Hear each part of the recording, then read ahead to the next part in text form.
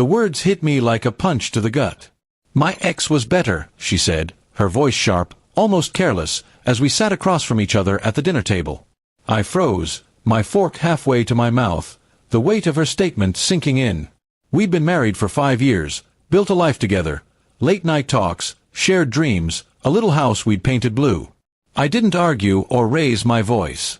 I just stood, grabbed my coat, and walked out the door. The silence that followed me into the night was louder than any words could have been. I didn't go far. A friend's spare room became my temporary home, a small space with a creaky bed and a window overlooking a quiet street. I spent those first days replaying her words, wondering where things had gone wrong. Had I missed something? Was it the long hours I worked at the garage, or the way we'd stopped laughing as much? I didn't call or text her.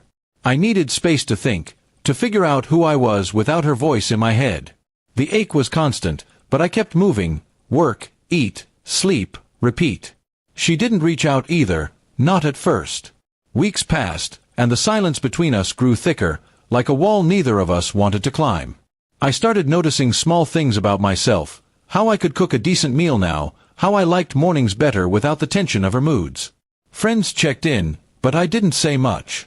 I wasn't angry, just tired. Tired of trying to be enough for someone who'd already decided I wasn't. Still, I missed her, the way she'd hum off-key in the shower, the way her eyes softened when she was happy. 3 months later, my phone buzzed late at night. Her name lit up the screen, and my heart did a strange flip. The text was frantic, a jumble of words. "I'm sorry. I didn't mean it. I'm scared. Please call." I stared at it for a long time, my thumb hovering over the call button. Part of me wanted to rush back, to fix whatever had broken. But another part, the part that had spent weeks piecing myself together, held me back. What was she scared of? Losing me, or just being alone? I didn't call. I typed, "Are you okay?" and waited. Her reply came fast.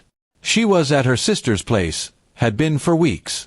She said she'd been wrong, that she'd been angry when she said those words about her ex. She was struggling, bills piling up, the house too quiet, her own thoughts too loud. "I didn't know what I had," she wrote. I read it over and over, trying to feel something clear, anger, love, anything. But all I felt was a strange calm. I'd spent years trying to make her happy, but maybe happiness wasn't something I could give her. I met her at a coffee shop a week later. She looked smaller somehow, her eyes red-rimmed, her hands fidgeting with a napkin.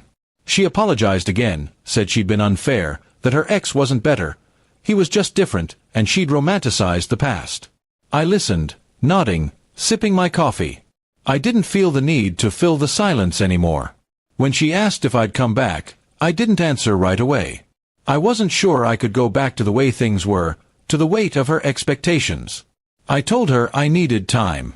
Not to punish her, but because I'd changed. Those 3 months alone had shown me I could stand on my own, that I didn't need her approval to feel whole. She cried, and I felt a pang, but I didn't promise anything. We left it there, an open-ended pause, like a book with the last chapter unwritten.